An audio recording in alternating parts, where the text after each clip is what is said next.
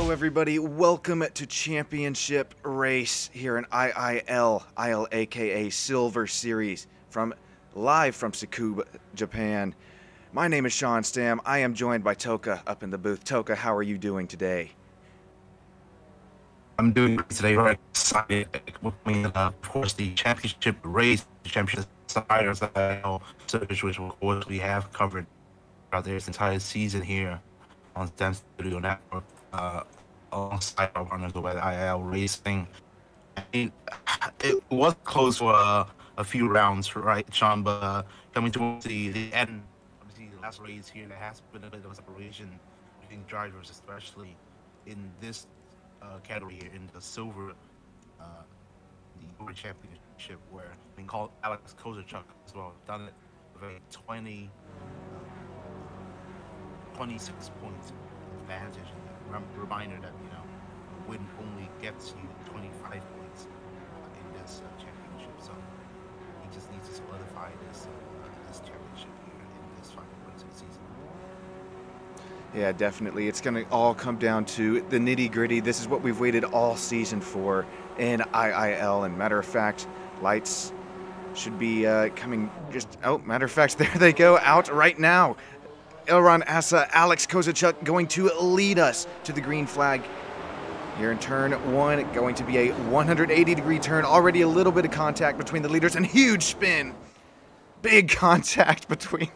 Oh, that's going to be a huge checkup for quite a few cars. Ofer Mazuz going around. Looks like Erza involved as well. Oh, man. This was quite a start. There's another hairpin here at Tsukuba, and 3 wide just is not going to work. Drivers being sent off the track, gravel flying up everywhere. Very representative of this championship so far, right? We've seen time and time again in this silver category, these drivers are not afraid to get their elbows out, not afraid to drive and physically fight each other, right, on the track, especially on a track like this. Very high top speed focused and narrow track, so it's of course lend itself into these situations where if you're not careful, it's very easy to turn a side-by-side wheel-to-wheel racing moment into a disastrous collision. Wow, that was quite a first lap. We're going to have to take a few looks at, I mean, just the drop of the green flag here we'll take a look at from our aerial cam. And where does this start? I mean, is it a little bit further up? Is it, here's drivers get kicked off into turn one. Yeah, the contact between the leaders and then the two third and fourth running drivers, those white BMW M2s, just contact and nowhere for anybody to go. Yeah, that was just, I mean, front end of your car hitting the back end of the driver in front of you like that. It's basically just a pit maneuver, right? So you spin the driver in front and there's just nothing that he can do. Ultimately, it's going to create a roadblock in the middle of the track. And I mean, drivers behind, they can't do anything about it either, so unfortunate. But it kind of, the antics we've seen happen time and time again, right, on opening lap, especially on the last race of the championship, like last 2 races. Very easy for drivers to get a little bit hot-headed, get a little bit anxious, go for these moves that they usually would not go for. Just like Alex Kozachuk trying to go for a move, trying to take the race lead from a leader in Asa, sends him, tries to go for a move down the inside, but Asa's just going to keep defending here. You know, Kozachuk doesn't have an incentive to chase this. I mean, his championship is basically done. He just needs to solidify it. Remind Tom Rappaport is a driver running second in the championship. He's down in 11th place. So Kozachuk does not need to fight that hard, but I mean, I guess it's just that bit of a racing driver instinct, right? You see a driver in front of you, you see a gap, you're going to go for it because you are a racing driver. Yeah, I think you nailed that exactly right. You got that driver right there in front of you, as Alex does around here, and I think he had a few different chances to maybe make that move, but like you mentioned, Toka, just maybe thinking better of it, knowing what's on the line here today in the championship race for Silver Series. Something that I noticed Alex Kozachuk doing, at least last lap, he was really opening up, kind of sacrificing the entry to the corner to get that run off, but now Arian Asa creating a bit more of a gap as now we head into another slow hairpin, and that's where I think Alex Kozachuk has the advantage on that number 10 running car in front of him. Yeah, definitely. You hit the nail on the head there. Kozachuk is very good out of a corner. I think he just is able to get under the power and just transfer the drive really quickly compared to other drivers in the championship. That's really where his strength is. I mean, we've seen his racing so far. I think in terms of racecraft, he's definitely, I wouldn't say the #1 driver in this category when it comes to wheel-to-wheel racing, but when it comes to pace, he's one of the best out there. It's a reason why he's leading this championship. Now back here, 3rd, 4th, 5th, and 6th and 4-car train here. That includes, of course, Braum all the way down to Rodham, the 2 Rodham here, Cat and Lev. Of course, he had saw Rodham Lev to get into a bit of an incident early on with another driver, right? But here, and these drivers are going to just be so close to each other. This hairpin not going to lend itself into overtaking opportunity, but out this corner, there's going to be a long run down to turn number 3 and 4, which are long, winding, flowing corners that are going to allow some drivers to look down the inside, look down the outside, try to go for a switchback. Exactly what Roman Katz is going to do there. A great move down the outside, just had to run, immediately covers off the line, says goodbye there, Birdie Galili. So Galili not going to be able to defend that position or didn't even try to put up one. So it's new that Katz has had a perfect dive there down the inside.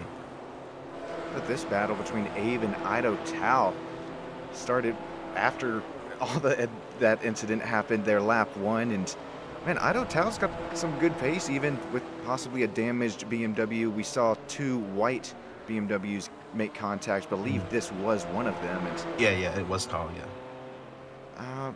While we have a second here, even though there's only about a car length separating these 2 drivers, let's take a look at some incidents that have happened while we've been focused on some other battles. This is Abe Ziv, I believe a lap or 2 ago here, heading into the right-hander.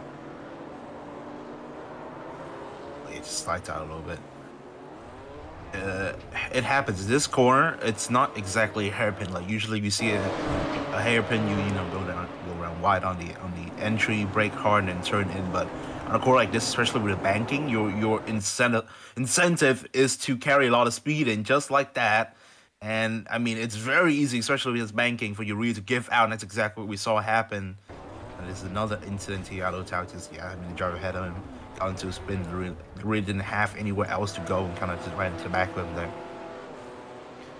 Yeah, that's a really good point that you bring up. I'm not too familiar with Tsukuba, only running a couple races here myself, but I'm glad that you bring that up. You can't really tell here on our TV cams, but the elevation into these basically 180-degree long sweeping corners. So I'll bring up that track map again. You can really see how difficult it is to get your braking exactly right, especially when you try to make a move, as Ido does down here, turn 1. Makes it stick. Nice move, Ido.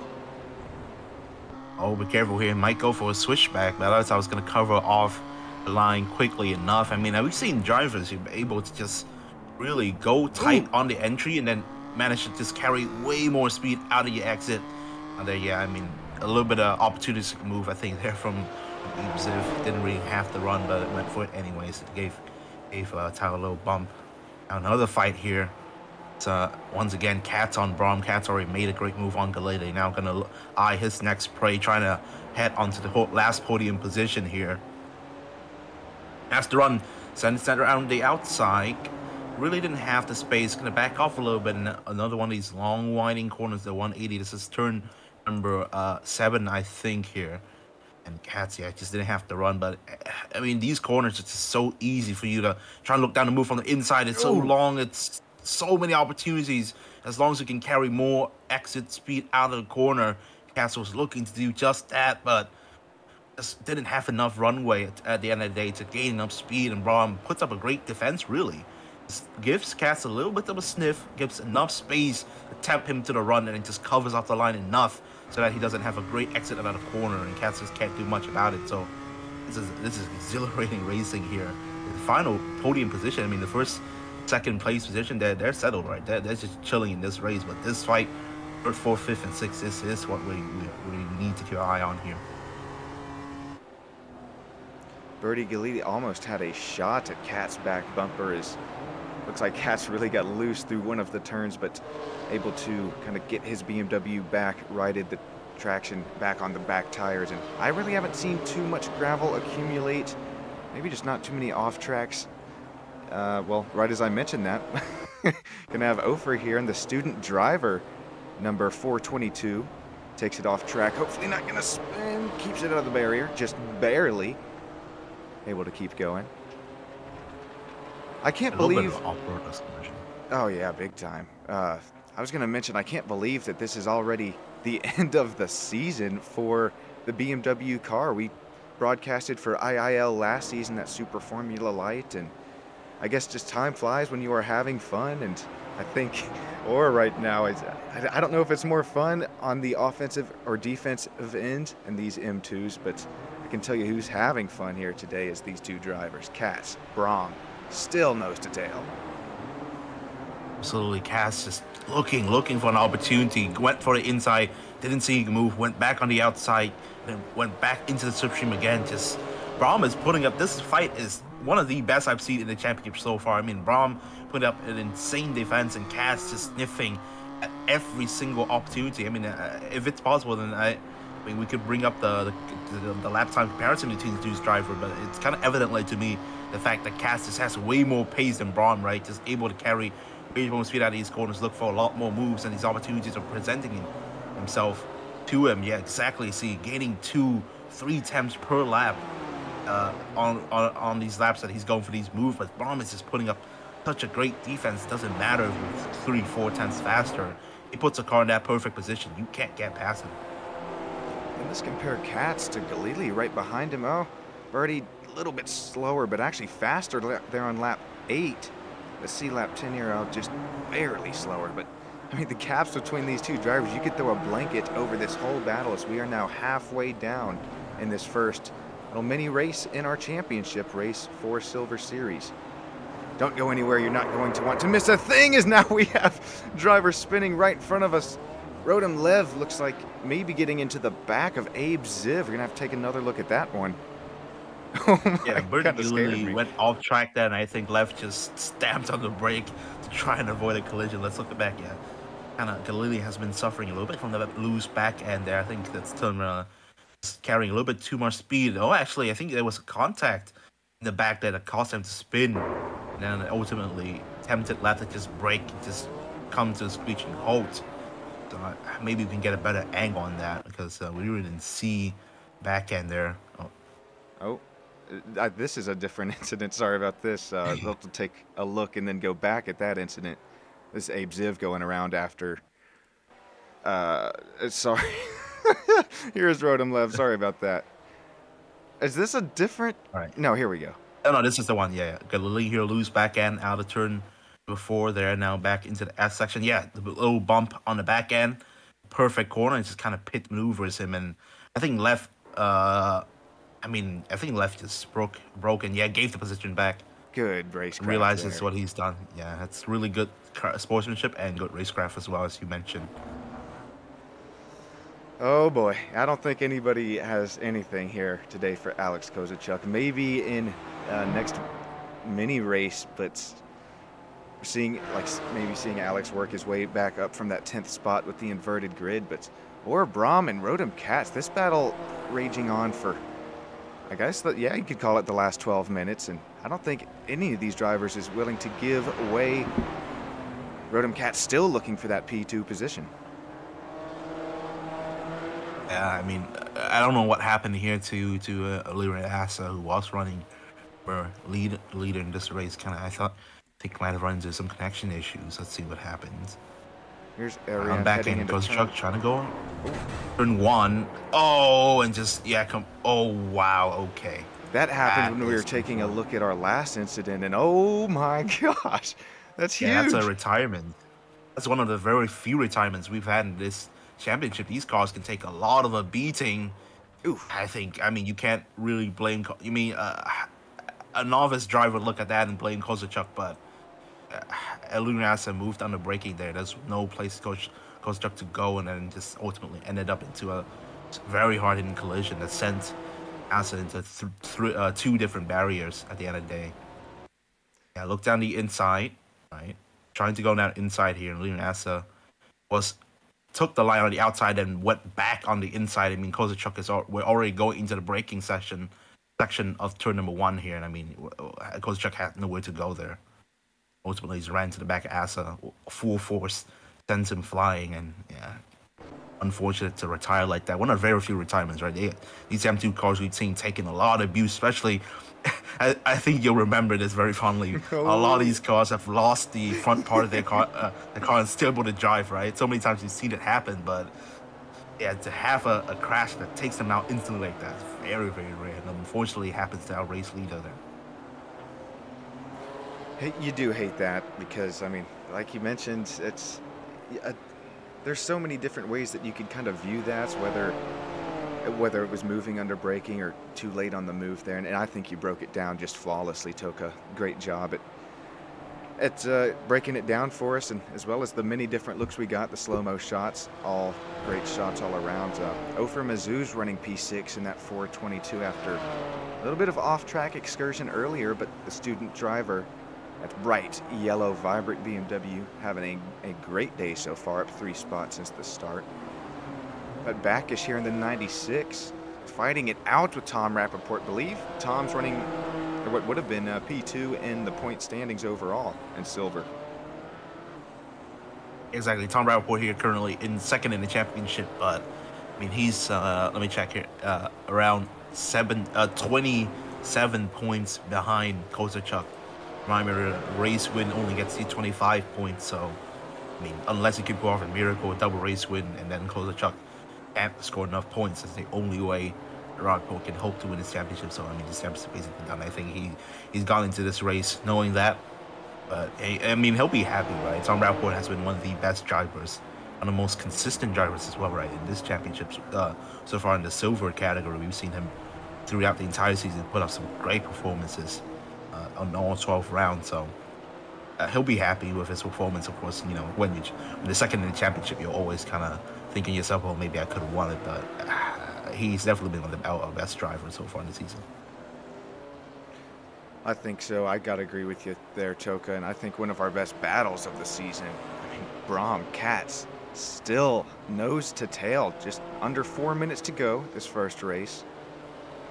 And I think they're maybe showing each other what maybe they'll have for one another next season as far as pace goes. I'm still not sure what car that these guys will be running. I think that's maybe a little bit put under wraps with the league owner, especially Tal. But yeah, it's going to be interesting to see what car that these drivers in the league is going to switch to next season. I know in our Gold Series, it's actually thrown one driver, or quite a few drivers, that had pace in those Super Formula Lights. They're back there running 4th or 5th overall in the point standings in Gold. So I just find that very interesting, and the car track combinations can really play a huge role. Yeah, obviously, like as racing drivers, you have different strengths, different weaknesses, especially a drastic change like that, go from open wheel down to sports car racing. It's very different, and I mean, you kind of see a few drivers really shine, right? Especially in the Pro Series as well. A lot of drivers is able to step up big time and just show their pace in these BMW M2s and these silver categories as well. We've seen some drivers. And I think these cars have gave us very good racing. I think in terms of driving, the drivers would definitely prefer the Super Formula Lights. A bit more down. Better better handling and everything. But in terms of racing, in terms of entertainment value, I mean, you can't be an M2 crashing into each other every single corner, right? Oh, it's been such a great season for us up in the booth, and I think everybody racing. It's been so much fun. Hopefully able to stick around for the next season, as Ido may be playing a little bit more mind games with Backish there in front of him. Matter of fact, going to look down the inside, side by side on exit.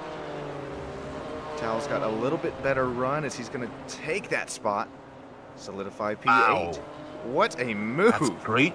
Yeah, I love the second part of that move. Actually, the transitioning phase from attack to defense, Tal did a brilliant job. I think that move, the attacking part of it, was pretty easy considering the wide open door that Shabay gave to Tal there. Yeah, just going so wide. I mean, look at this door, is so open. Tal was able to get an easy run on it, but remember the opponent behind him still had the speed, right? Apezip still had the speed. But look at this, Tal just managed to put the car right on the line, then to slow down a tiny bit, discourage the driver behind from trying to go for a move. I mean, that was great defending. actually we've seen this track so far. The strategy has been trying to sacrifice the entry for the exit, right? Go wide on the entry, not look down the inside, and then the exit speed carry through. Because this track is just it is so high speed. These corners are so very flowing, allows you to carry so much speed in and out of the corner. You really don't need to dive down the inside in the initial phase of the entry of the corner to go for a move. And I mean, I think that's one of the reasons why Cats hasn't been able to take on Braum here. Braum's able to put his car in a good defensive position, and Cats keeps trying to sniff on the entry, right? He kind of needs to sacrifice the entry a little bit and go for the exit, because that's how we've seen most overtakes happen so far. Yeah, the slipstream plays, I mean, a tiny role as Rodham looks to the outside, and here we go, trying to set up that corner exit, and he is there, but not able to get the traction down. Gonna have to think better of it, as now we are on the white flag lap. Oh, contact between Cats. Braum. Yeah, okay. And turn one there had a good defensive position, defensive play from Braum, but I think a little bit too overzealous there in turn number 5. But yeah, I mean, you're kind of seeing it play out again and again there.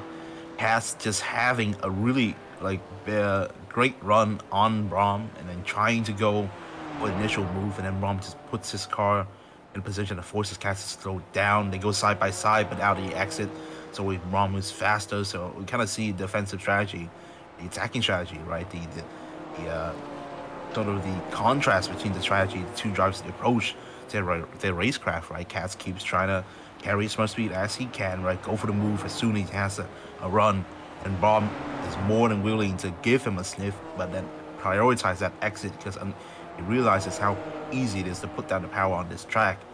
Is able to get side by side, but Braum will be able to get out of the corner always faster. We see the scenario play out time and time again. That's going to do it for race 1 championship in the Silver Series here in IIL, ILAKA Esports. Alex Kozacek taking the win and demanding gap, or Braum P2, Rodham Cats 3rd, Rodham Lev 4th, Birdie Galili P5, up 3 spots since that start of the race. Ofer Mazuz, Ido Tal, Tom Rappaport, then Backus there in the 96, finishing 9th spot, up 5 since the start. And before this next green flag drops, let's see if we can take... This is last race's green flag. Let's take one more look at the start while we can. This is going to be the two... Going to try and focus on those 2 white BMWs. Oh. Yeah, Throne Cats and Ido Tal here. Dang it. I tried to get it off in time, but the session just switched to race 2. It's fine. Unfortunately there, but... Here's going to be our starting positions for this race 2. Abe Ziv will be on the pole with that inverted grid. Backus, 96 P2. Rappaport, 3rd. Tal, 4th. Mazuz, 5th. Birdie, there, 6th, the 420. 7th will be Rodham. That Rodham and Rodham show, double Rodhams. 9th, or Braum, and then 10th will be Alex Kozacek. Make sure you keep your eyes on that purple-colored car this restart. Going to be fun to watch him work his way from the back of the pack to the front. All right, then race number 2 here at Tsukuba Circuit, round number 12 of the IL Racing in the silver category. Of course, this is the second main race and the last race of the season. Of course, the first race at Tsukuba already solidifying championship for Alex Kozacek. He's going to go into this at P10, going to enjoy the last race season. He already taken the championship. It's 5 red lights, and we go racing here at Tsukuba Circuit. Abasev, of course, leading race. Remember, Abasev, the one that got an incident in the last race, but it's going to get a good run here, solidifying his position. But Kish there, trying to get alongside, but it's going to be actually Tom Rapport who dives down the outside there. Seeing drivers go side by side. Turn number 1 is so wide, so long winding, allows these drivers to just get side by side, try to carry as much exit speed as possible. We'll actually see contact there between Ido Tal and Ofer Mazuz there, bodywork going flying over the place, and another contact, Rodham Cats on Ofer Mazuz. Ofer Mazuz getting into a double incident with the 2 white BMWs, and now the 2 white BMWs already pitting against each other. But out turn number 5 here, as birdies around of these drivers. Yeah, another just intense fighting happened already, as we saw there. Not as nasty an incident as we saw in the first race, but drivers into the last race of the season here. a lot more willing to put the elbows out. Much cleaner start this time by, but I think you nailed it there, Toka. Just willing to get the elbows out with one another. We've waited all season for these battles, and now we're getting them here at Tsukuba for race 2, final race of Silver Series this season. Oh my gosh, we're gonna keep that replay button hot as now Swami's getting forced down the outside, Rotom Cat's down the inside. That vibrant white number 646 gonna take third spot. I think he's just trying to want to run away from Alex Kozachyk as Alex is up already to 6th spot. Absolutely. Look at how close these cars are. I mean, they are touching each other. Rear bumpers all the time. You see Rotom Cats are able to make a move onto Sheen, but Kish kind of just throws him to the wolves a little bit here. I mean, screw manners, right? This is the last race of the season. It's for all the apples here. And another move there. Oh, Rotom Cat's running. That's Auto Tao. They're running really wide, and it's gonna suffer trying to go for a too aggressive of a move, and it's gonna lose 3 positions in one corner. Gonna settle at the back of the pack next to right in front of Asa. Oh, another incident there. Tom Rapport just sending Abe Ziff there. I don't know what happened there. We'll probably look back at it, but Abe Ziv was running in second. Actually, was running in first place in the race, but it's been side by side. Oh yeah, I mean, kind of not aware of the Rapport's positioning perfectly, right? Not really accurately predicting where he'll go. And I mean, in a core like that, it's kind of you carry as much speed as you can and do a side by side like that. Abe Ziv just kind of diverting off his own line. And ultimately just comes into a little bit of contact, and with that much speed, going with that much downforce requirements at that specific corner, I mean, it's going to send you flying. Tom Shea here, another one of these drivers who unfortunately getting hit at the back once again. So many drivers we've seen so far suffer that. Yeah, it's like it's Newton's law of whatever that is with the metal balls, and you you pick one up and you smack them, and it smacks that next car. That was a sandwich that Tom just on the unfortunate end of there. It needs his first long motion there. Yeah, there you go. Little shout out is, hey, I'm in spring break, so. How about Tom Rappaport after that start? I mean, got the 16 up there in some clean air, and it's going to be interesting to see if Kozachyk has the pace to get around Katz and then eventually work his way up to first place. But, man, Rappaport looking nice so far here in this second race. Yeah, I mean, Rappaport showing exactly why, he's second place in the championship. This is showing why that coming into, I think it was... he was still right about a 10-point difference to Kozachyk going into the last round, but ultimately coming out of that last round, Kozachyk is able to extend the lead, and now he's already in third place as well. So kind of looking to cement the final race of the season in his name, take a sweep at Tsukuba. But look at this fight between Rapport and Katz. Katz, of course, has shown that he's had to pace his entire evening here, but just unable to really do anything behind Braum in that first mini race. Let's see what he can do against Rapport's second driver in the championship. Katz has been one of these very underrated drivers, I think, so far in the subcategory. Hasn't really had that many points racked up, just considering how much fighting he gets into, kind of ends up losing out a lot of positions a lot of time when you're so aggressive. I mean, when he pulls these off, it's beautiful, right? I think in terms of race craft, he's definitely one of the best drivers in this championship. I'm right there with you, and I mean the points just go to show. I think I was actually looking at the iRacing point standings last week and possibly weekend before that, so apologies for any confusion there, but I do believe these drivers had that in mind, that they were running off their own point systems. And if we can actually, this is updated from before the first mini race, and this is what the silver points looks like. Alex Kozachyk leading Tom Rappaport, then Braum there in third place in the overall standings. Can't forget about Birdie as well. They're in the fourth running spot. But as this race continues to tick down, get closer and closer towards the end of the season for Silver Series, almost puts a tear in my eye, Toka. It just happens so fast, and oh, don't want to leave these BMW M2s because look at what racing this produces. These cars is just running so tight, so close to each other. It's just able to sniff each other's bumper all the time. Like throughout the entire season, we've seen time and time again, Utugu racing, very, very close action. I mean, these drivers have pace, but at the top end of the pack, it's always at a maximum of 1 or 2 tenths difference. I mean, these drivers are so close, always ready for a move. It's exactly what we've seen throughout the entire season. Just great racing these BMW M2s have given us, and another fight maybe towards the end of the races, towards the last race of the season. Tom Rapport, Roman Katz, Alex Kochuk, and Rodham left all the way down to Idle Towers for the top 5, all within position for the race win for the final race of the season. It really doesn't matter. None of these drivers, if they win this race, will make a change in the championship standing. So this is all for pride, all for glory here. That's why I think we're seeing just their elbows being thrown out the window at this point, is because of what you just said, right? Like, some of these guys, they're friends, really good friends with one another, real life. Lots of real racing over IIL, ILAKA, as well as on the esports side of things. But yeah, for that exact reason, you got Kozacek, the leader in the points here in third, but what should be mathematically solidified, I think drivers are just here for a good, fun time here in this race.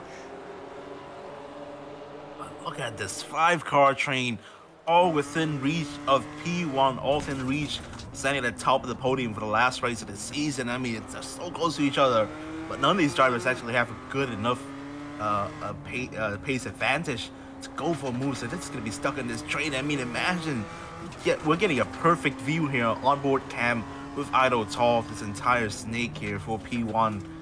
I mean, they're just so close to each other. We're kind of seeing the best of the best, right? Tom Rapport, Roman Katz, Alex Kochuk, and Rodham left here, all within the top 8 of the championship as well, including top 2 drivers in the championship here in Rapport and Kozacek. I mean, just so close racing. I mean, no moves will come just yet, but I mean, just observing this from the back of the pack here through the eyes of Idle Tall. It's just beautiful to see this. What I find interesting too is, I mean, look at the different lines that are ran. That was 4 different lines between 4 different drivers there in that, I think that was turn 2, but here we have Rodham Katz looking down the inside, thinks better of it, hard on the brakes, sacrifices the exit. Is now Kozacek tries to size up Rodham, but not able to do it, not able to get on that quarter panel.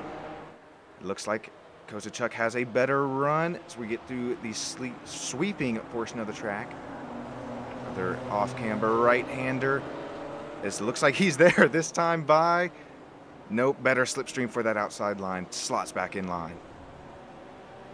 Just think about the implications of these moves, right? I mean, we kind of see Rodham Katz go for these early attacks onto Rapport, but as soon as it doesn't work out, reminder, the driver behind you is right there with you as well. So as soon as you make a move, it doesn't work out, you lose out some pace, slow down just by a tenth. I mean, the driver behind you is immediately there and ready to go for the move, and it's just a compounding effect all the way down to P5 and Idle Towel, right? So every single move you make, you're gonna have to think about all of this.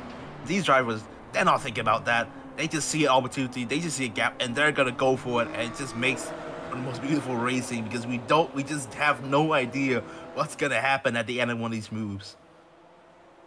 I don't think they do either at this point, as we are now halfway through the second race.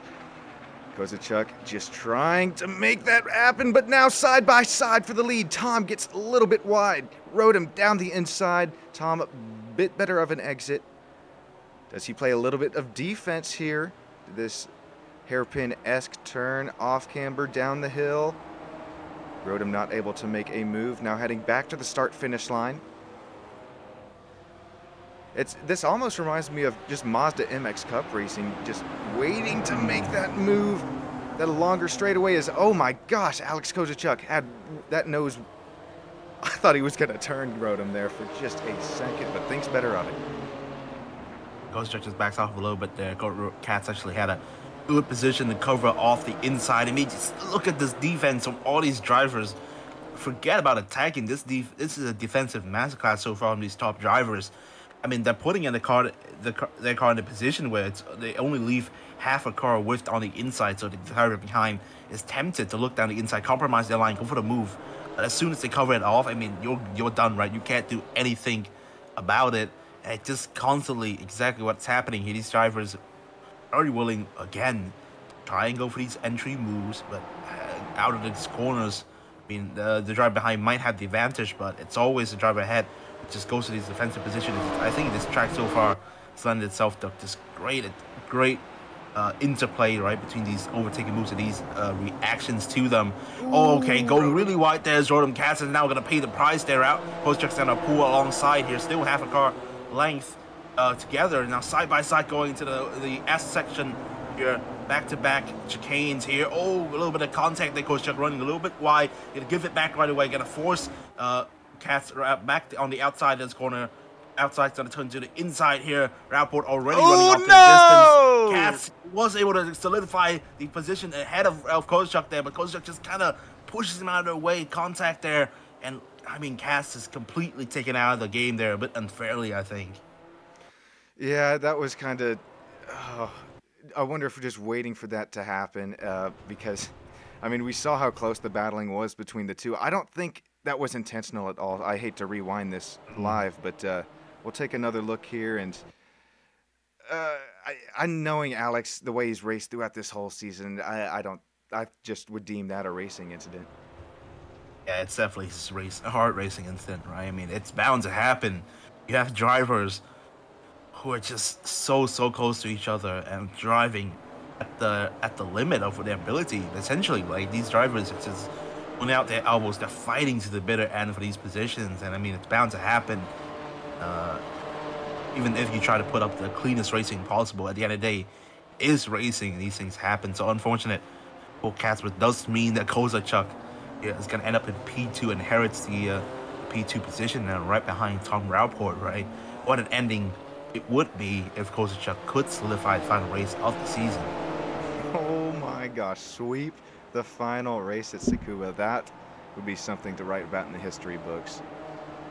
Rappaport has that gap of 9/10, almost a full second. And, well, let's take a look at those lap time history between the two front runners. A little bit of back and forth. Looks like Rappaport's faster, but I don't know if he'll be able to run away with it, though, as it looks like. I mean, even visually, Kozacek is closing that gap. Yeah, absolutely. Kozacek has kind of had the pace advantage over all the other drivers so far in this race, right? We saw in the first race as well, Kozacek has kind of really had the #1 pace, especially when he was able to essentially dispatch and really after that incident in the first mini race. It's kind of went flying off to the distance. You kind of see it again in Kozacek at 1 second gap the previous lap, already down to 3-4 tenths. I mean, Tom Rapport, imagine if you were a Rapport in this position, right? Oh, you are such scared. A brilliant championship fight with your rival. Now he's done it. Now he's solidified the championship. You at least want this final race for yourself, but I mean, he's just staring down at you, looking for the move at any opportunistic moment. You know he has to pace advantage over you. So we got Rappaport, Kozacek, what will be the battle for the lead. Kozacek mathematically should claim the Silver Series championship as his, but if Tom and Alex get together here, don't count out Rodham and Ido Tao to possibly conquer the second race win here, or the second race here at Suzuka today, because well, we've already mentioned it once. It's elbows are all out the windows. This is just here for a good time here at this point. And oh, Kozacek has got that gap now down to just 0.2 seconds, about 2 car lengths between the two as they head back on that start-finish straightaway. You think Alex is just trying to make Tom maybe overshoot the corner, just play with him in his mirrors a little bit, or is Alex really just trying to find the pace to catch him? I mean, we've seen Alex race against Rapport as well, right? So many races around. I remember as well back in I think it was Suzuka at one point, right? Where Rapport just kind of, especially it's Laguna Seca as well, where these situations kind of play out, and exactly like this Koscheck behind Rapport. And I mean, Koscheck is not one of these drivers who really play, I think, tactically into the game, but much rather relies on the raw pace that he has. So, I mean, he's just going to rely on the fact that he can get a good run, and as soon as an opportunity opens up, he's just going to go for it. I mean, I'm kind of seeing it already with the lap time difference between the two drivers. So, Rapport, best thing he can do right now is just put up as good a defense possible, because in terms of the pace department, I mean, Koscheck is undefeated currently in this race. So it's just all going to be about who's going to win at the end of the day. Is it racecraft, or is it going to be raw pace? Koscheck tried to look down the outside. Now comes the flashers on his BMW. I thought I saw that high beam come on for just a second. I mean, Tom knows he's there. I think Tom's just doing every single thing that he can to play some really good defense. You mentioned it earlier, Toka. This has kind of been a defensive race that we've seen here today. And Tom, if he can hold on for just 3 more minutes, that will be something to tell his grandkids about, I think, if you're able to hold off Koscheck in the closing laps. It's especially a track that Koscheck has had so much pace at. Fastest lap for Koscheck being a 5:09.9, and then Rappaport's fastest lap a 1:04. So definite pace differential between the two, and I wonder if maybe Tal and others at IIL AKA are possibly thinking about putting Alex Koscheck up in Gold Series after this with his overall standings and his performance this season in the Silver Series. I mean, potentially, yeah, I'd say. I mean, Rapport and Koscheck, definitely 2 top drivers in this championship, could definitely be considered for a promotion to the GOAT Series and race with the big boys right over there, right? But I mean, they've definitely been able to show the difference in pace to the rest of the field, right? To the rest of the pack, is able to just gain these huge gaps time and time again. I've seen so many times it's a 1-on-2 race, right? Throughout the entire championship, both in the silver and in the gold categories, kind of comes down to the top 2 drivers in each race, and then the rest of the pack. So it's always kind of been a separation, and I think it's kind of fun coming into the last race of the season here towards the last lap. It's these two top drivers who's going to play out the script that has played out throughout the entire season. The top 2 drivers running back to back for that race win. They've shared a brilliant championship, but ultimately at the end of the day, it was Koscheck that came out on top.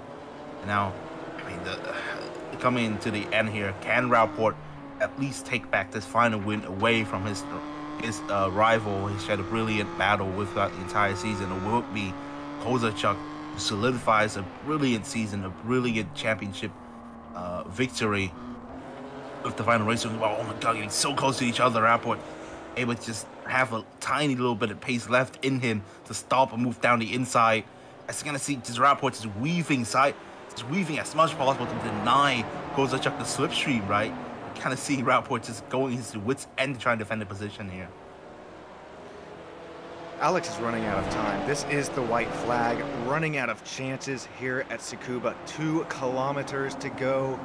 Koscheck, oh boy, maybe 3 or 4 more passing opportunities, but Tom Rappaport's been playing the defense of his life. Will we see Alex Koscheck maybe use that front bumper, or do we see Tom Rappaport continue to play excellent defense? Got about half the track to go at this point. Yeah, last lap here. I mean, heading into the double hairpin section here. I mean, it's not gonna let itself too well into the overtaking moves, but coming out of it, it's gonna be towards the end there, the winding section, right? All the way down to the start-finish straight, all the way down to the checkered flag. Rappaport has put up a great defense. It's all about making it to the end here. I mean, Koscheck might go for a Hail Mary move, but as we go through here, Rappaport is going to come home, take the checkered flag, and win this final race of the season. So it's going to be a split double between the top 2 drivers in the championship, but it's Koscheck to come home second place on the podium and take this championship and celebrate his victory. Rodham left what a race he has have as well, right? Throughout the entire season, he's going to end up 5th in the championship and 3rd in this race. Final position on the podium behind Idol Tao in 5th, illegal Asso. Brom had to put such a great defense in that first mini race, coming home in 6th, Bertie Galili in 7th here. Gabriel Fuchs in 8th, Ezra Raphael in 9th, and Roland Katz, who had a great race, but kind of just fell off towards the end after that incident, come home in 10th. And the last few drivers all had DNM, so this was a very chaotic race for the final season. I mean, chaotic, I mean, that's how you can describe this entire championship so far. I mean, it's put up such great racing, such physically demanding racing, and it's produced some brilliant moments for us. Yeah, I really think it has. Gonna try and get some interviews for us as I'm looking at the next gold session here. Oh, okay, it's just now opening up. That scared me. Ooh, thought we missed it. Okay, let's get our top 3 drivers if they're open for it. I know that I am part of the IIL series Discord channel, but if you guys need to hop in the SSN Discord as well, there's a driver interview booth. We can interview those top 3 runners. Let's see if we got anybody waiting. While we do that, we will be right back here on SSN. Racing isn't easy, but experiencing it is. iRacing puts you in the driver's seat with the industry's leading sim racing game. Drive on laser scan replicas of the greatest racing circuits from around the world. Go head to head against other drivers chosen by skill-based matchmaking to ensure competitive racing at every level. Compete across all your favorite series. In officially licensed cars, engineered to deliver the most accurate driving experience possible.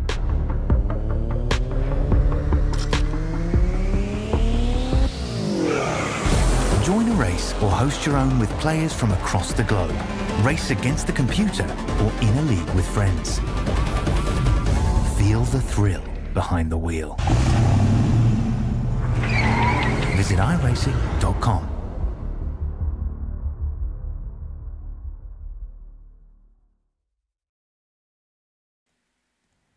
And welcome back here to Tsukuba Circuit. We got Rotom Katz ready to be interviewed.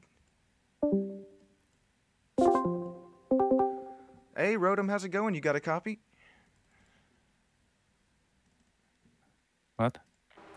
Rotom, congratulations on the P3 today, man. Thank you very much. Yeah, well, walk us through kind of what it was like racing here today, and shoot, quite frankly, throughout the whole season. Did you like the BMW M2 car? It's my first car that I race in iRacing, so it was very new for me. But yes, I like it. It was very hard to adjust to the car. I used to drive a Formula car, but I had a lot of fun with this car. Oh man, it was great fun to watch you up here in the booth. Toka, you got anything for Rotom Lev? Oh, this is. Hello, I'm hello. sorry. This is. Hang on. Did I get our Rotoms mixed up? Uh-oh. Maybe. Yeah. Okay, I did. So this is Rotom Katz. It was bound to happen. Yeah. So, do you think that you liked that BMW more than the Super Formula Light from last season?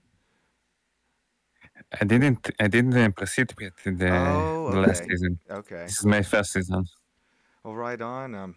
What'd you think about the sportsmanship? How everybody races one another here at ILAKA? Very nice, very tight was today. Unfortunately, I got hit by Alex, and in the first race, I had crash with Idotar, so I'm sorry about that. And it was fun. Man, no worries there. It was so fun to watch you, and congratulations. Hopefully we see you again next season in Silver Series. Thank you very much. Looks like we got Tom Rappaport, the race winner, here in the driver interview channel. Tom, you got a copy? Hello, guys. Nice to meet you, finally.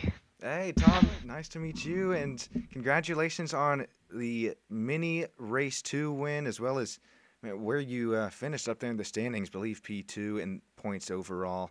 Congratulations, and oh my gosh, what's it like battling up there with Alex? It's so much fun to watch. Yeah, it was very, very fun. I knew I was slower than Alex, and not only Alex, a few drivers were faster than me on this track. But because it's a narrow track, I knew if I defended like a lion, it will be very hard. You can always block the corner. So that's what I counted on. For about 18 laps, I had a driver less than a second behind me. So it was only to cope with the pressure, not go off the track, and it succeeded. It was me. Yeah, and I also saw that when I block Rotem or the other driver behind me, then the driver on P3 starts to apply pressure on him, so I used it to my advantage. Oh, it's so fun to watch that. I mean, offense, defense, back and forth to one another here from Tsukuba Circuit. Tom, anybody that you'd like to thank that makes this all possible for you? First of all, I'd like to thank Tal that hosts all this league.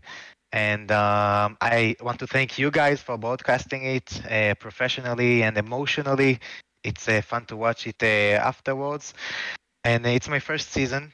I hope to get better for the next season, especially on my racecraft. I do have some incidents sometimes that I regret on, but it's so fun. Oh man, no worries there. That's just what makes racing and so fun to watch and be a part of. Tom, congratulations again, and hopefully we see you here with us next season, Silver Series. And Toka and I got to get going to the Gold Series now, but congratulations once again, and hopefully one day we see you up there in Gold Series. Thank you very much. Hopefully too. Bye-bye, guys. Good luck. Later, Tom. Thank you so much, and thanks for Rotem Cats also joining us up in the booth. Thank you. Alrighty, we're going to cut to a quick intermission while we load up into the Gold Series, and we will bring you the starting grid here in just a few moments' time. Stick with us here on SSN with Toka and Sean.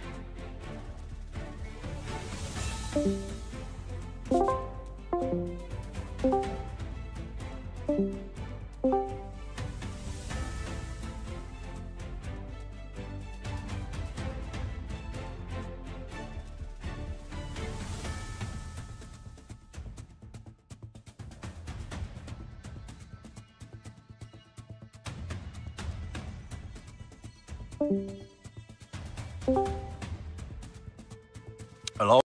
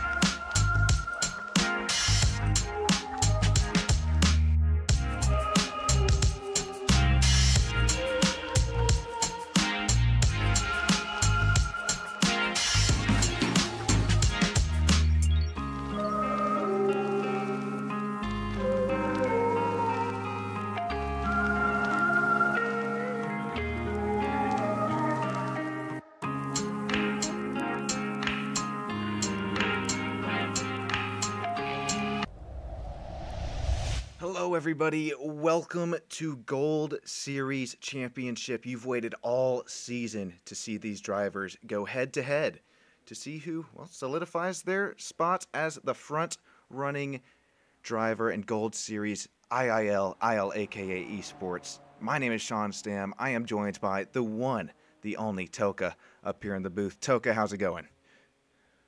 Yeah, it's pretty dang well. We had a brilliant 2 mini race, of course, in the Silver Championship here at Tsukuba right before this, right? As we remember, that saw, of course, Alex Kozacek solidify his championship in the silver championship with a race win in the first mini series, and we saw it was Tom Rapport. Second in the championship with that final race win of the season. So a beautiful end to the silver category. But here we are in the Pro Series, in the Gold Series. Well, coming to the last day here, there are 2 rivals. It's unlike the Silver Series that saw the 2 drivers have already kind of a solidified lead, right? Kind of already formalities at the end of the day. But this championship is not. This is going to come down to the wire here. Alan Day and Yuval Marek, and I think no one can deny here. I think top 3 drivers in the championship as well. Robin was there with them, but kind of fell off a little bit towards the end, the latter half of the season. But coming to the last race here, 11-point gap between Alan and Yuval Marek. So you only need a race win. Remember, it's 25 points, and it's about a 2-point drop per position towards the towards all the way down to P20. So I mean, it's possible. It's on the card for Marek. He just needs to score 1 to 2 positions higher than Alan Day throughout both races to have a chance at the championship. But it's still going to be a tough task, considering we know how fast and how much pace Alan Day can have. Mathematically speaking, it is possible. We cut to that starting grid. Who else other than Yuval and Alan Day going to lead us to the green flag? Lodem Shafir, Omri, Farag, Ayili. As I see him, Toka's going to help me with that one. Bava there in starting 6. Ido Balstan, Iran, Arnon, Yossi, Mark, Ran, Dima, and Dror will round out that top 14 drivers here today going to compete for the win here at the first mini race out of 2. Going to be a quick 20-minute event, and then invert that top 10. One more 20-minute race, and then we will crown a champion. Yeah, absolutely. Don't worry, guys. I'm here to keep the American in check. Pronunciations.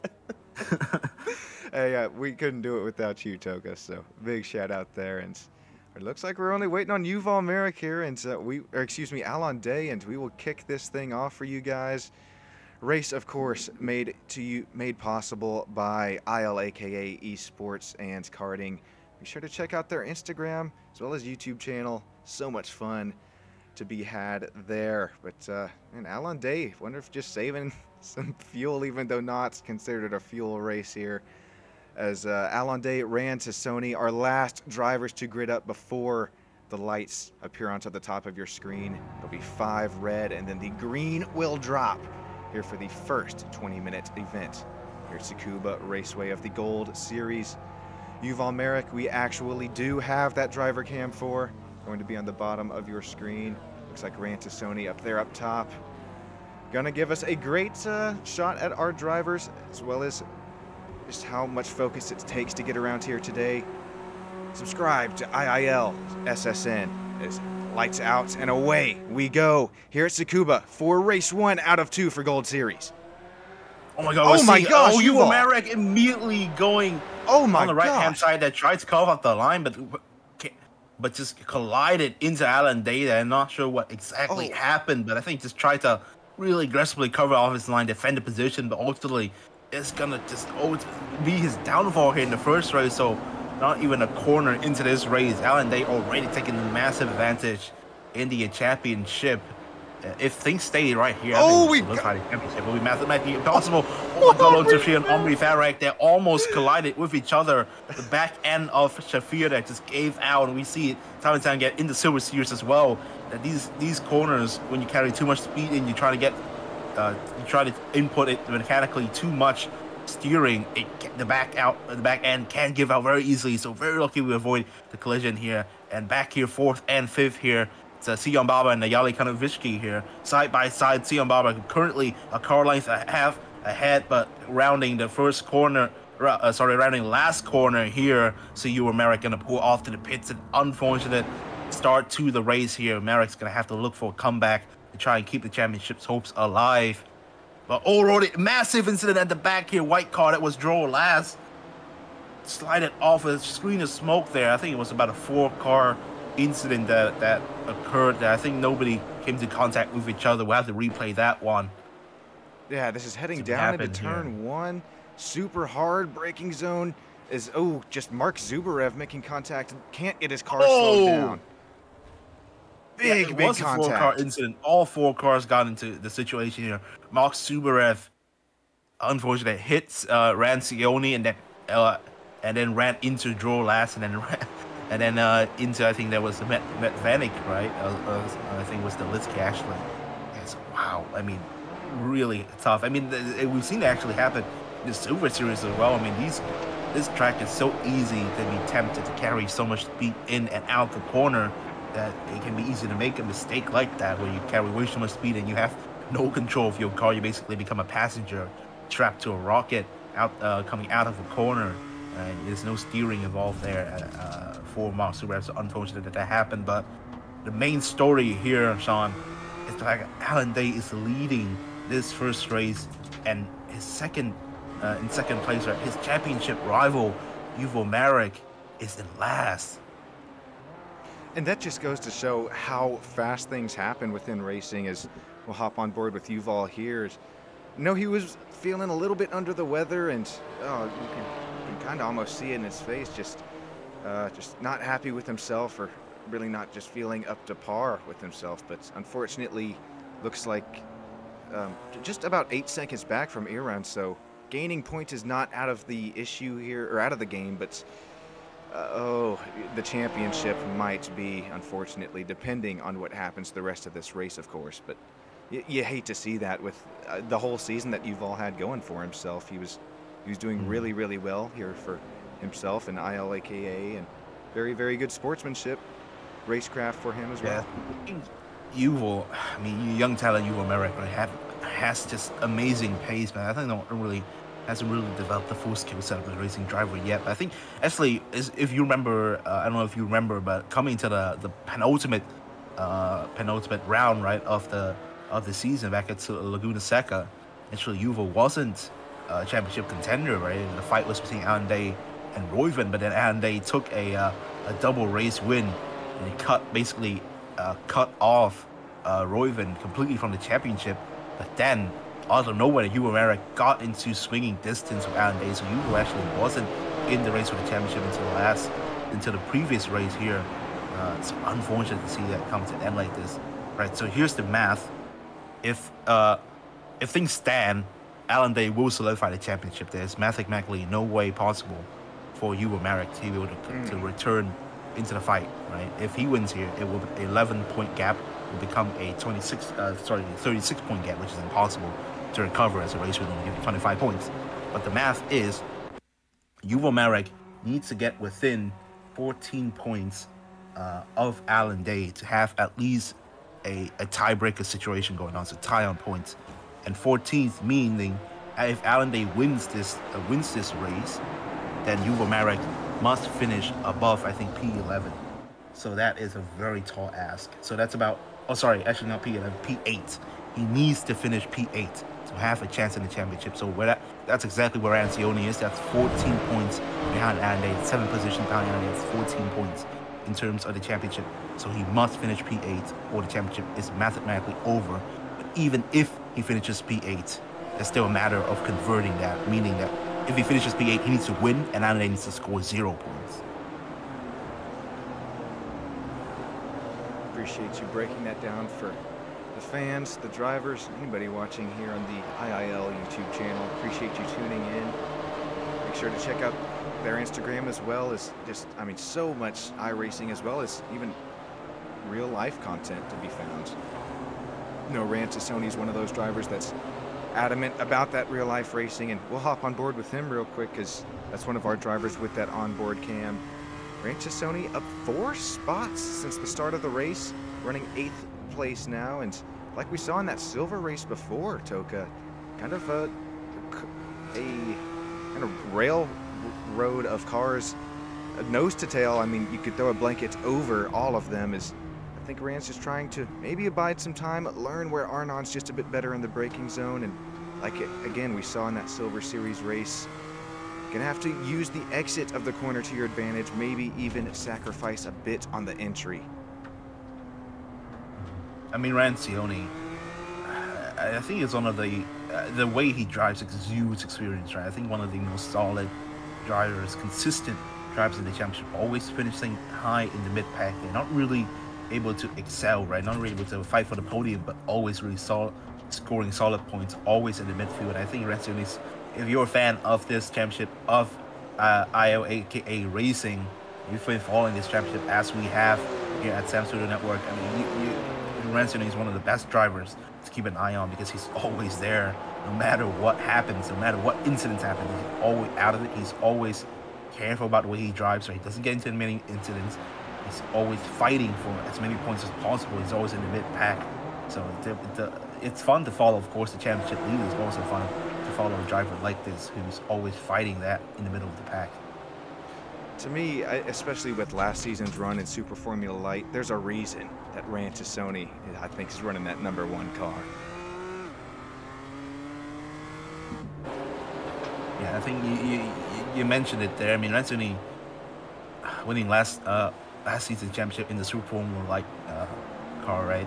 Very different open wheel racing formula, high downforce situation, front wing, back wing situation, but I think transitioning over to these BMW M2 CS cars, I think Rancioni hasn't really had the most graceful transition, right? He still has pace. He's still very solid driver, but hasn't really able to show his full assets of skills, one can say here, in these BMW M2s.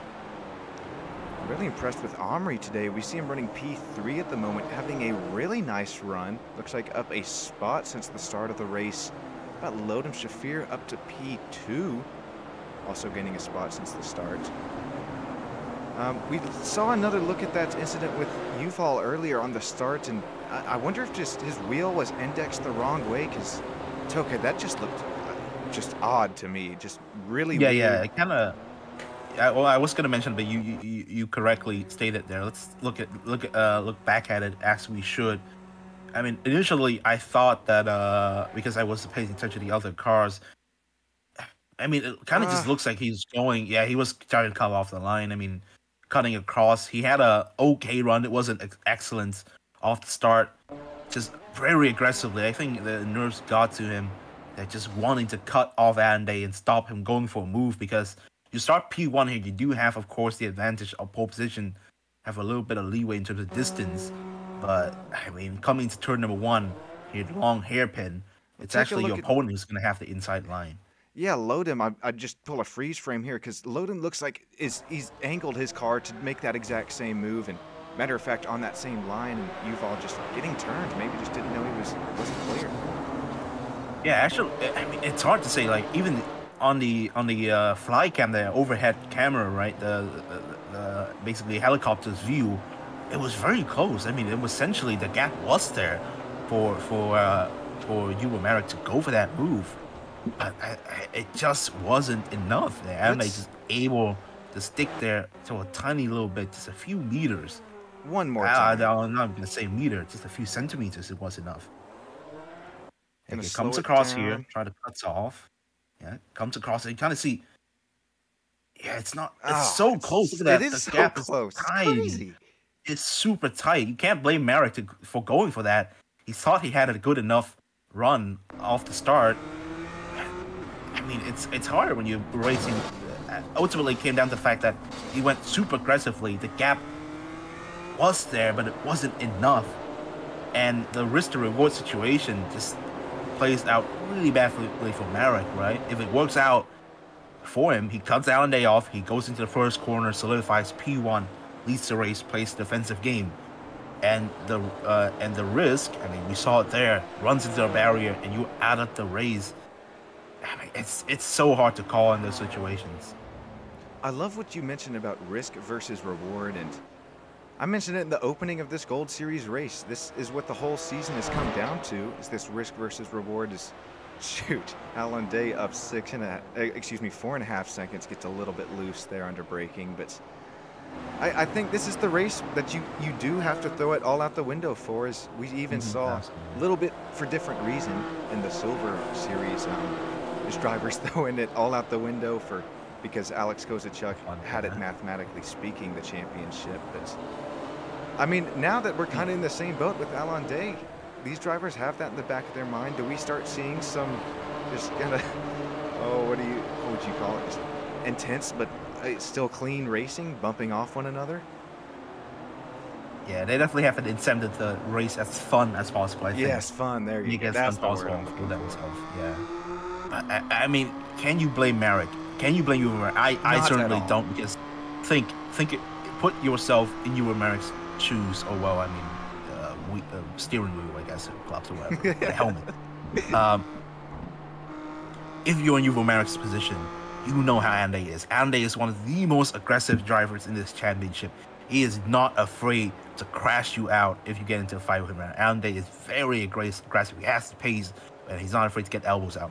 If you're Ewan Merrick, you go into this, you understand, okay, I have an 11-point deficit. That's huge, right? 11 points, reminder, that's 5 positions worth of points.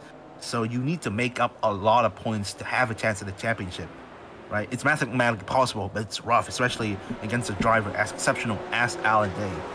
So when you go into this, you understand how your opponent is, you know what situation you're in.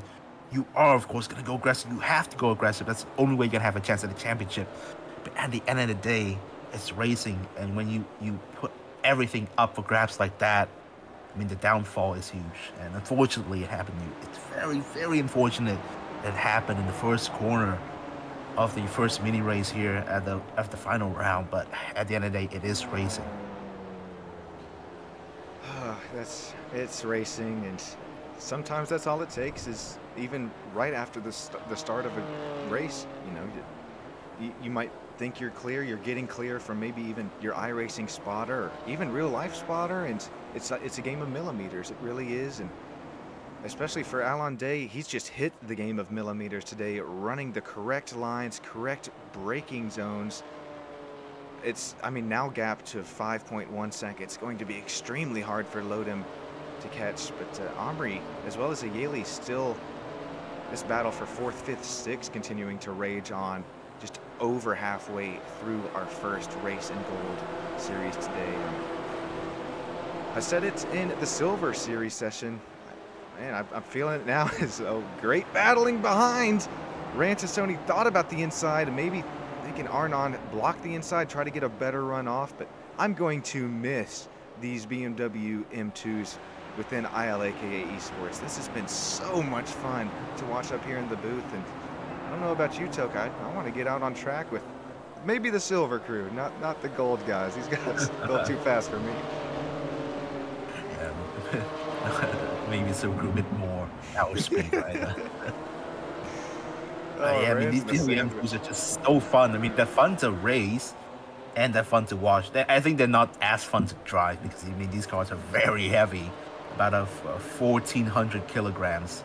And that's about, I think, 2,700 pounds. These cars are very heavy. Yeah.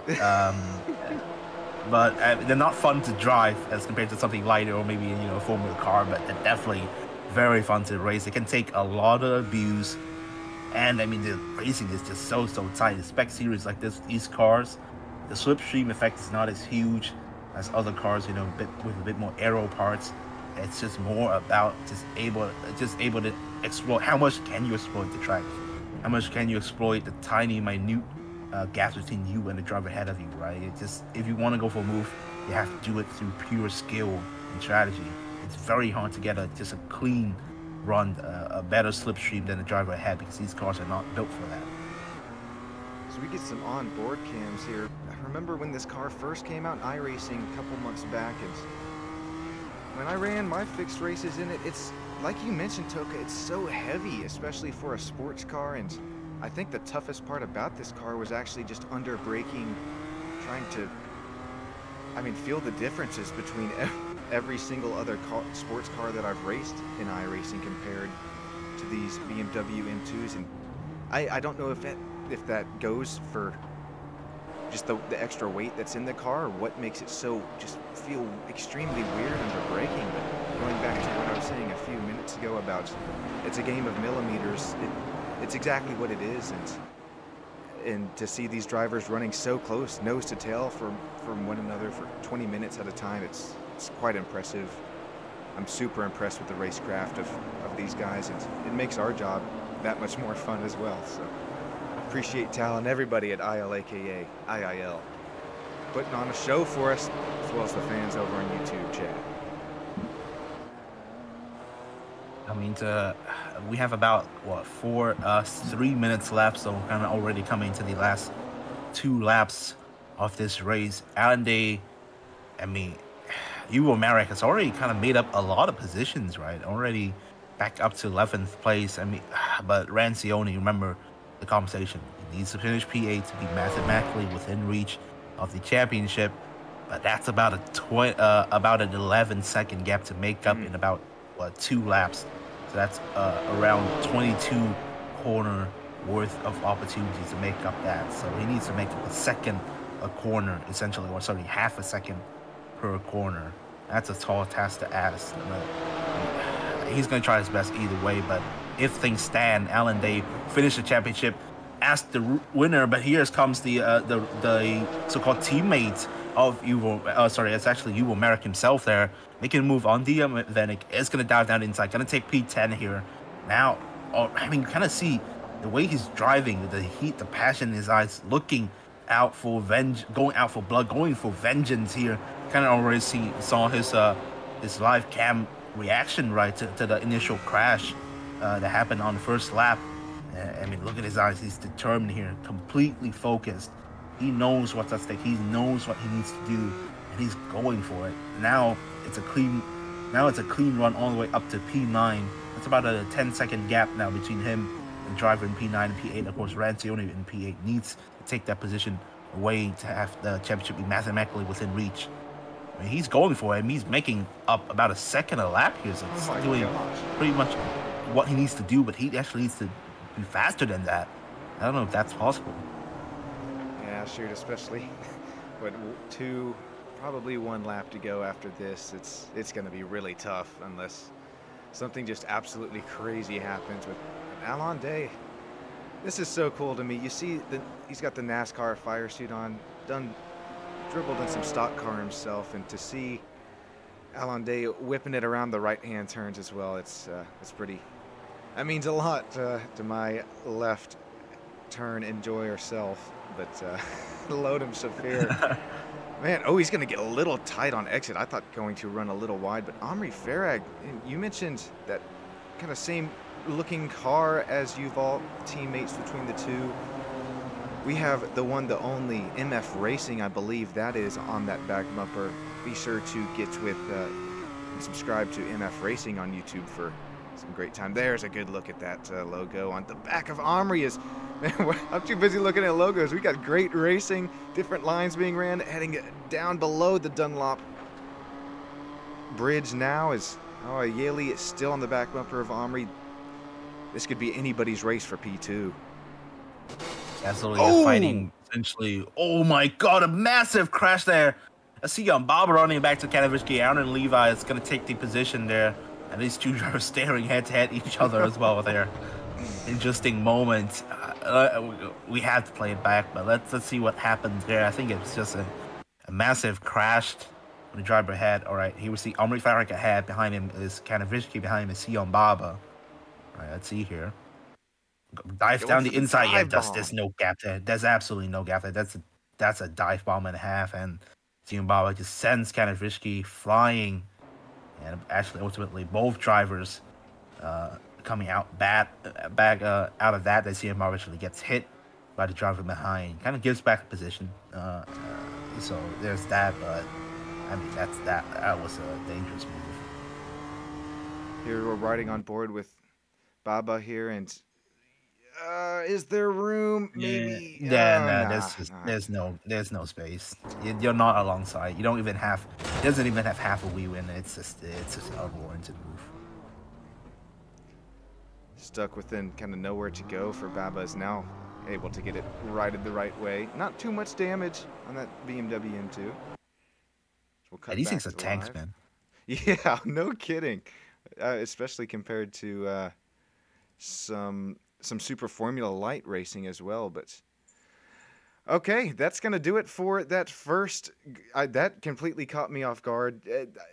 We're sitting there looking at replays, and then my graphics software just turns over.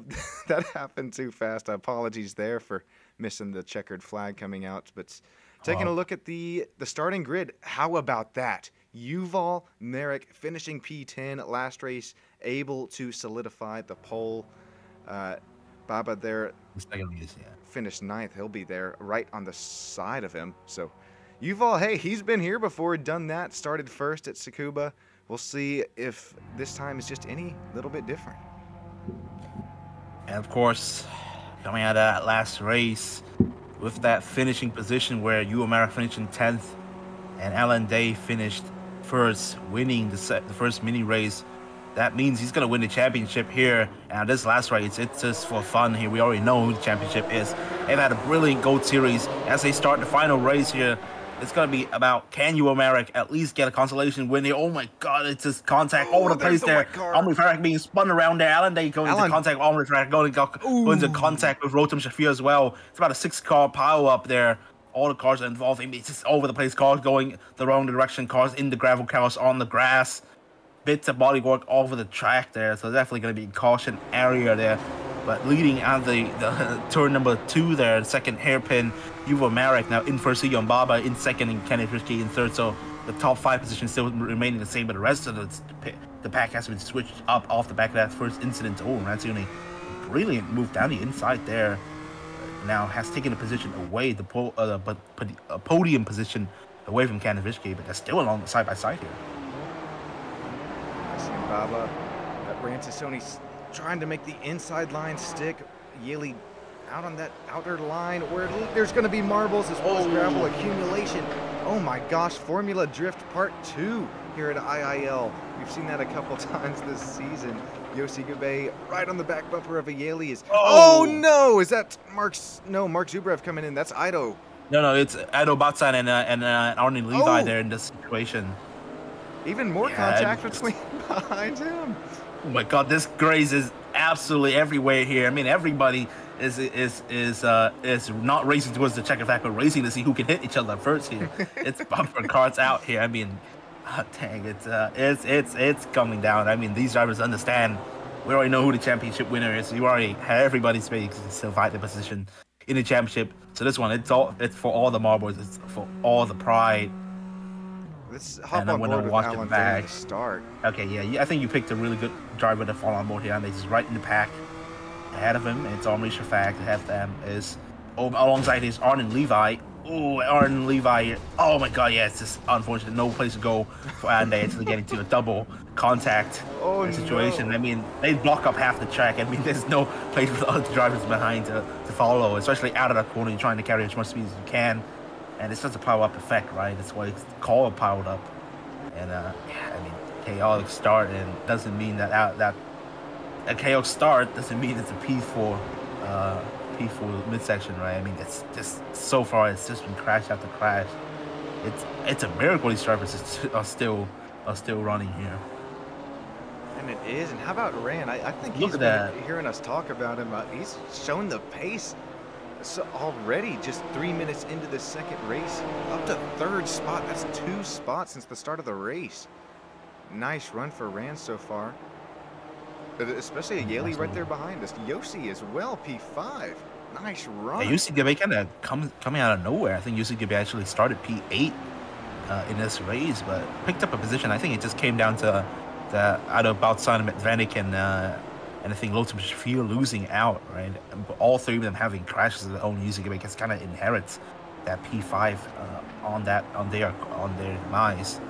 I mean, Rancioni really messed up front part there. The entire hood of the car is basically almost out. Another crash, and I mean his entire front bodywork is gone. But so gonna have to be careful, take care of the car, not get into any situation. But as you know, we already know it's definitely one of the safest, one of the most kind of patient, right, tactically sound driver in the championship. He's not gonna go for any crazy moves and risk crashing out.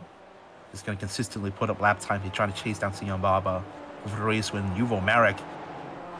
We saw him crash, right? Remember in the first race, in the first mini race, go all the way down last. But here he starts on pole. No other driver ahead of him.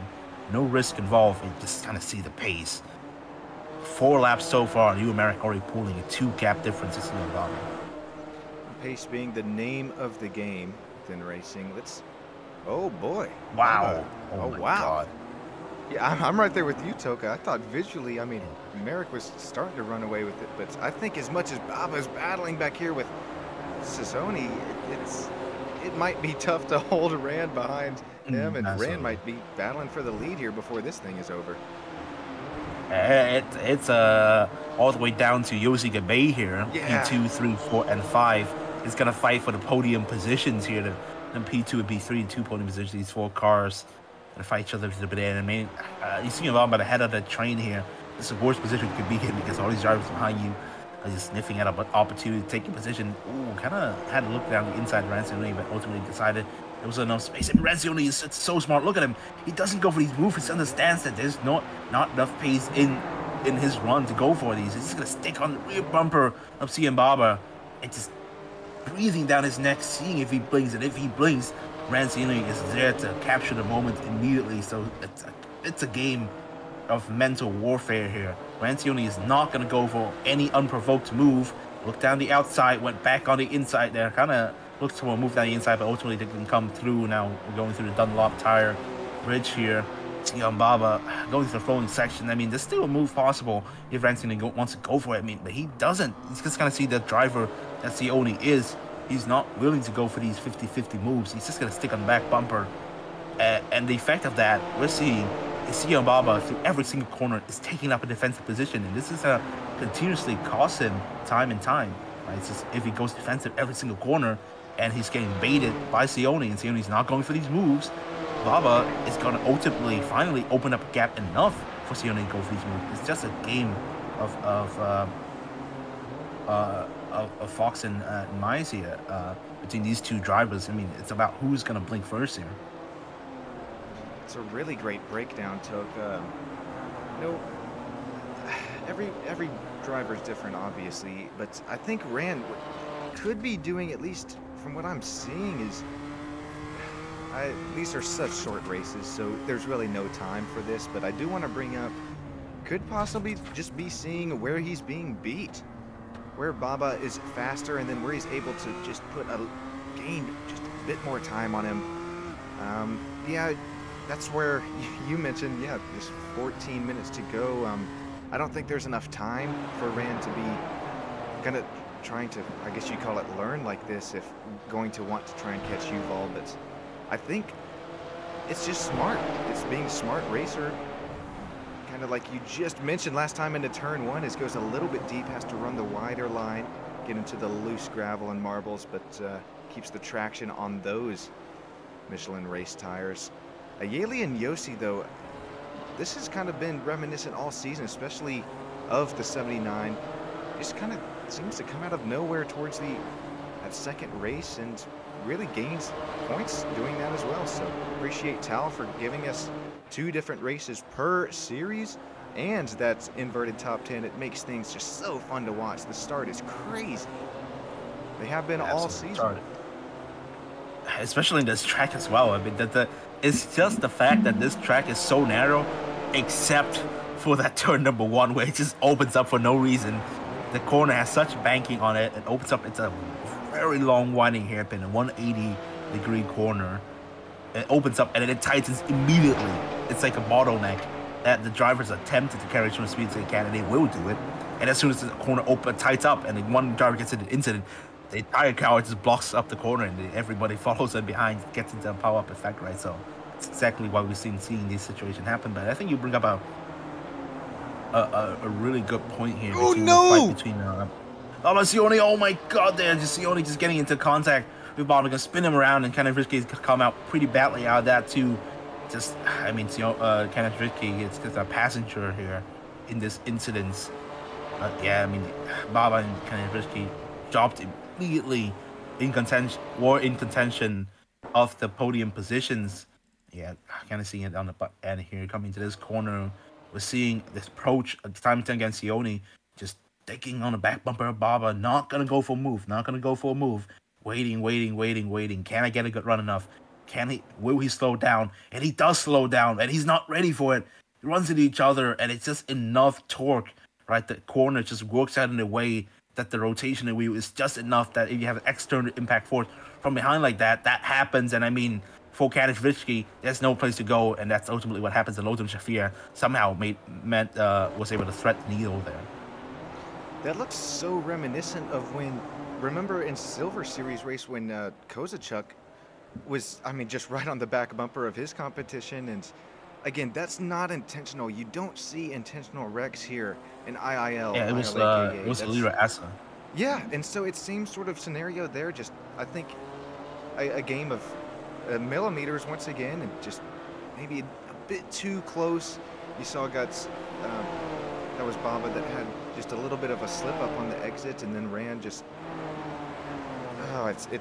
things happen so fast within racing. Even iRacing, it simulates just every single thing that you could imagine. And look at Alan Day up to 5th now after a crazy start in the second race. Thought his car was more damaged than not, but Toka, you said earlier, these things are tanks, and well, showing it now. Number 6 up to 5th. What's going on here? This is Mark Subarev behind P6. This isn't P6. This is P2 here. Subarev is breathing down the neck. Oh, sorry, no. Oh, I sorry, I mixed up the cars there. No. Oh Alan, my God. yeah. Essentially, yeah. Alan Day here in 5th and Subarev in 6th. So I got the cars mixed up for a second. I mean, I thought for a moment Alan Day was Rancioni, but clearly he's not, right? I've done that before, I mean, too. That's why I find that so that's easy to do. Oh boy, a little less than halfway to go. Besides our leader, Toka, who do you like here? You got Ranciconi up to 2nd, making the move, but Yossi, does he have the pace? I mean, Yossi has kind of been not really half the pace, right? I mean, kind of the reason why Yossi, who honestly one of the most opportunistic driver, I think, in this race so far. Remember, started P7 and P8, I think. Somehow now has gone up to P3 to podium positions. So, I mean, Yossi is definitely one of the luckiest drivers to avoid all the incidents that's happened to all the drivers behind him, inherit over 5 positions, and go up to the podium positions. But in terms of the drivers, I mean, I really like the Rocco Rancioni. Definitely one of the hardest working driver in this race so far. Just managed to fight every single position. I remember he started P5 at the start of the race, able to manage to get up here now into P2. Not really in a position to fight for the race win, considering how far Marek is. So this is going to be a game of defensive acclimate for him. See if he can hold this position, right? Deny Yossi behind him. But I mean, in terms of pace, Yossi doesn't really have the pace to go for a move. Yeah, Yossi ran now in the cleaner air. Yossi going to be struggling with that dirty air behind Ran here. And we did see on the lap timer, Yossi a bit faster last time by, but I think Ran had maybe just a slip up or two. And now, knowing Ran, he's going to get the pace down in this BMW. So we hop back on board with him. You see the focus in his eyes. Absolutely. That's definitely a very experienced driver, right? I mean, he has experience racing IRL and, of course, in racing as well. I think actually, you mentioned there the lap time difference, but actually last time around, it was actually, you brought up the lap time difference between Arnold Levi and Yossi Gabay. So actually, we should bring up the lap difference between Sione and Gabay here. Yeah. Okay, we actually see, Gabay actually pulling time on Sione here as we kind of go into this section of the race where both drivers going to settle in. And for Rancioni, it's about outpacing Gabay, right? Because the gap is not really there. Going to go for a move. It's over a 6/10 difference. And for Yossi Griiip, it's just about catching up to him, getting into that slipstream, getting into that area where you can threaten a move every single corner. We're not quite there yet, but we will be there very soon here. I mean, see Griiip already pulling time on Sione, 6/10 or 7/10 in the last 3 laps, and it's gonna keep decreasing here. I think that's something that's to mention about Tsukuba. Yeah, we see Yossi get so close with, I mean, the kind of shorter straightaway that presents a little bit of slipstream here heading into the last turn in turn 1 next time by. But I don't know. I think that the track is just, it invites this kind of racing here at Tsukuba. And what I'm really getting at is Yossi, I think, has one good dive bomb to make where it will compromise his exit, but Yossi has to get to Rand's quarter panel, has to get there on the side, maybe throw Sassoni, get him off the line, but Albers, you know, not jamming him, not shoving the front bumper into Rand's rear bumper, but I'm just, yeah, this track takes so much out of the drivers and trying to find every little bit, especially when trying to make a pass as well. It's going to be tough for Griiip, but I think he's got it. I think he has the pace to possibly see one move where he could try and make something stick on the inside. But, well, right as I'm saying that, he's slipping back a little bit further. But this race is not over until it's over. Man, Yuval, I think he's out for, he's showing these drivers that, hey, that's race 1, hey, that's my bad, but I got the pace here to be competing in gold. 7-second gap, the biggest gap we've seen from a leader to P2 today. I mean, it just makes you wonder what would have happened in the first race had that incident not happened. Gosh, that's, I'm sure it's something Yuval's going to have nightmares about, but he'll be back, especially for the next season. Not sure what car we're running or if we're sticking with it, but be sure you stick with IIL YouTube channel as well as SSN. We'll continue bringing you the live coverage as long as it's okay with Tal Stern, everybody up there in race control. I know Tal used to, I think he's just busy these days, but Tal was actually racing with us a little bit last season and earlier this season. Unfortunate not to see him out on track, but what we do see on track is a great battle between Mark Zubarev, Ido Baustan heading into the last turn. Then the start finish, what will be turn 1, another right-hander. Hop on board with Ido here is what little slipstream will take place.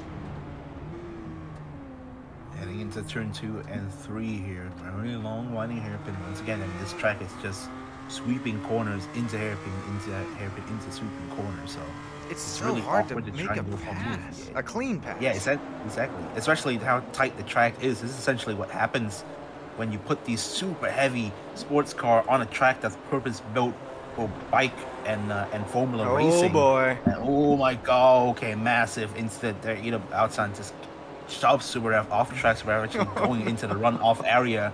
That chicane is actually the setup for the bike race there. So shoving him into another racing category here. See it back again here into the Dunlop corner here. Oh yeah, I mean, it's unfortunate. Really, I think Zubarev partly there kind of oversteering a little bit the back and kind of giving out, and it just kind of made for a perfect storm that where just a tiniest little bit of contact that would not unsettle his car normally just throws him off track because of that oversteer.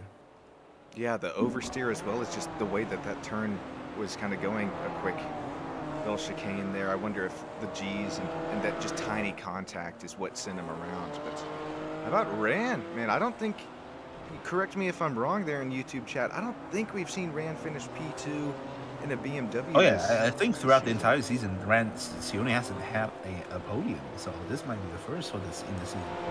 We'll have to check up with him, of course. You know, I'm not out here spreading misinformation. That's my job. No, I'm just kidding.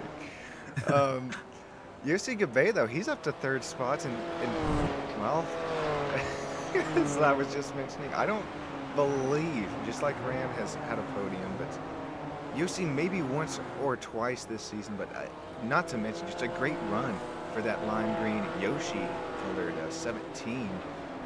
He's got the pace here today in Japan, having a really good run for himself. Yeah, I think Yusuke can count himself lucky, as I mentioned before, right? One of the the best running driver in this race, simply because he's inherited all these positions that these drivers have dropped due to these collisions that have happened throughout the entire race. I mean, sometimes that's all racing is about, right? About, can you be opportunistic enough? Can you stay out of trouble? And that's exactly what Yoshi has been able to do. Just stay out of trouble, stay out from these messy fights these drivers have just kind of gone headfirst into, get into a good position, and just let it pay you off. And now the white flag is gonna fly here. You American around off the last corner. Start the last lap of this race of the last season. We have followed ILAKA Racing, and of course the Israeli iRacing League, throughout the entire season, both the silver and the gold category. It's delivered brilliant racing for us all season long. It's been so entertaining, so fun to watch, to follow, to commentate, and most likely for these drivers as well to race and drive in. But ultimately, everything must come to an end, and a bittersweet end here for this driver, Yuval Marek, who really didn't have much of a foot in the race for the championship until the penultimate round at Laguna Seca. But he has raced a brilliant race here this evening. He will be heartbroken for what happened in the first race, but as he rounded the checker flag, he can be and he should be proud after tonight about his result and his performance in the championship. He takes the checker flag. Yuval Marek wins the final race of the Gold Series in this season of ILAKA Racing. Ranzioni, what a brilliant race he has had to, fighting time and time again every single position on the track, comes home in second, and the final podium position is going to be taken by that bright neon green Yossi Gabe. Arnon Levi coming in fourth. Alan Day, your championship leader, coming home in fifth after a brilliant first race win. What a pace he had in that first mini race. He takes the checker flag and he takes the championship and the trophy. In sixth, it's Ido Bauta. In seventh, it's Sion Bob. In eighth, it's Ayala Kanevitsky. In ninth, Aaron Dalitsky. In 10th, Mark Subarev. 11th, Dima Medvanik. 12th, Joel Last. 13th, Amri Sharek. And then finally, Lotim Shafir with a DNF in 14th. What a brilliant race and what a brilliant season it has been. Congratulations to Yuval Marek winning race 2, but even more congratulations to Alan Day and solidifying himself as the Gold Series champion in BMW M2 class. So driver just having lots of fun. This is what the whole They're trying to go for burnouts when the track is too narrow. Oh my god. Oh my gosh. That's all right, we'll be back after a quick ad break. Join us back for this top 3 interview. Drivers, if you're listening, join us in the SSN driver interview chat, and we'll bring you these interviews. Stick with us here on SSN. Racing isn't easy, but experiencing it is. iRacing puts you in the driver's seat with the industry's leading sim racing game. Drive on laser scan replicas of the greatest racing circuits from around the world. Go head to head against other drivers chosen by skill-based matchmaking to ensure competitive racing at every level. Compete across all your favorite series. In officially licensed cars, engineered to deliver the most accurate driving experience possible.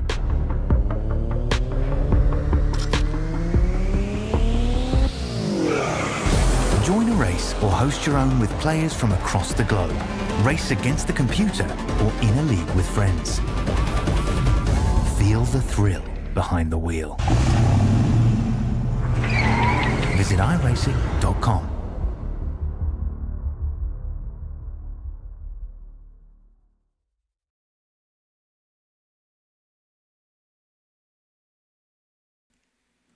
And welcome back here to Tsukuba Circuit in Japan, where we have our second place runner, Ran. Man, how is it going? And what was this shorter circuit like today in these heavier BMW M2s? Well, like I said, it's tough for me getting used to that car, even at the end of the season. Oh, I understand. And this car combo was just the worst. Like, I lost iRating doing the officials and just couldn't get times. I even sat with Yuval on telemetry and try to figure out what I'm doing wrong. And I'm not doing anything wrong, but I just don't get I don't have the times, you know. And now during the race, even if you get the pace, it's so hard to make a pass with these fat BMWs on this small of a track. And I ended up being the guy that spawned Peppa Pig, you know. So sorry for that. Oh, not Peppa Pig. Yeah. So I really tried to put my nose in, so you know I'm there. I bet he knew I'm there, but I tried to give him a little touch to get a better exit, and I anticipated that he would go a little bit more towards the outside, and at the end of the day, I was on the inside. He closed the line, and I ended up spinning him. So sorry for that. And that's it. What can I say? That's the circumstance. I didn't feel fast today, but I was consistent, and that's what matters. Yeah.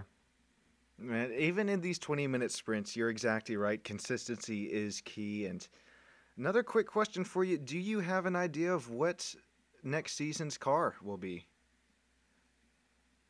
Wow, I don't know. As long as it's not this car, I'm happy. You know, I have no problem with GT3s, GT4s, heck, even LMP3s, whatever.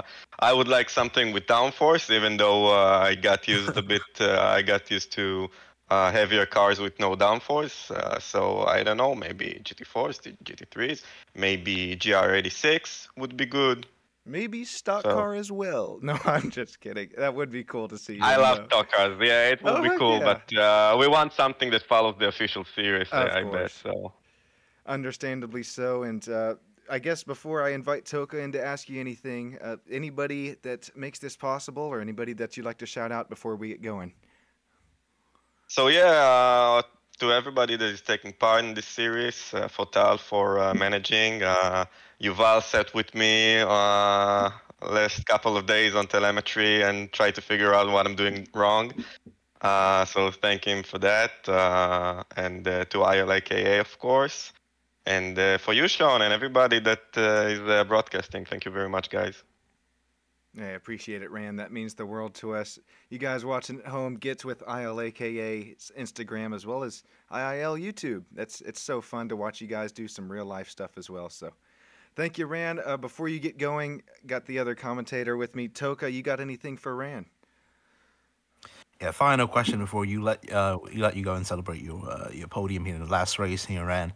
Tell us, you're one of those drivers who I think definitely, correct me if I'm wrong, but it kind of just shies away a little bit from the more physical aspect, right? In terms of the racing, the contact play of the race compared to other drivers. How much of an effect, right? How much do you think that the drivers in the championship so far, especially these BMW M2 cars that can take a beating, are really heavy and kind of sluggish a little bit in terms of the handling? How much of it is it a factor that these drivers are very willing to just put the elbow out and really physically demand the space on the track? That's a good question, because I think this car was picked because of the ability for door-to-door racing and bumping a bit. But it seems that every little tap on the rear, like we saw, and the other guy just ends up spinning. So it's really tough, especially in a small track like Tsukuba, to get physical and to fight door to door, because that doesn't matter if you're on the inside or the outside. The minute that you touch the other car, it might end up spinning, and you might end up spinning as well. So all you can do is maybe put a little bumps on the back, on the rear, to let the other guy know that you're there, like I tried to do during this race. But as long as your nose is on the inside and the other car starts the spin, there's no stopping it. Well, congratulations again on that podium finish, Ran. Can't wait to see our next season as well, whichever cars we're going to run. A huge thank you goes out to Tal and everybody racing here today. Is man, we couldn't do it without anybody of you, especially ILAKA Esports, the main sponsor. Oh man, this has been championship race weekend here at Japan. Tsukuba, this is going to be unforgettable for everybody involved. Ran, Yuval, congratulations to you both at an amazing season. Ayeli as well in Gold Series. But this has been Sean Toka going to sign off for Season 2, ILAKA. Hopefully to be bringing you Season 3 live coverage on IIL's YouTube channel. And thank you again, once again, Ran and everybody, all the drivers, Tal. And this has been Sean Stam on SSN. We'll see you next time.